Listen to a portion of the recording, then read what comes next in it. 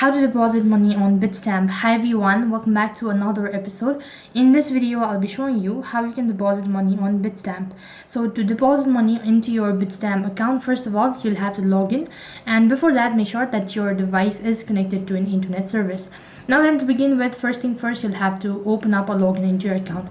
Once you're logged in, go ahead and tap on the deposit option located in the top right hand side corner. As you do that, you'll be able to see the interface something like this. Now while you're on this page in the left hand side bar, go ahead and tap on International Bank. As you do that, you'll be able to see on the other half of your screen the interface.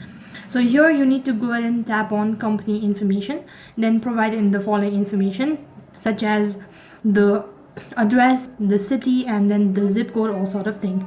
Once you've done that, under it you have to go ahead and add bank account details. So go through it and enter in the following information. Once you're done, now you need to enter in the exact amount and all sort of message that you want to give it while you're depositing the money into your Bitstamp.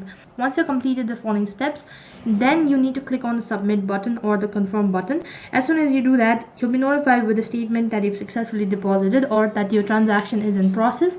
So usually when you're depositing your money, it's going to take some time, so you have to wait patiently until you get further notified.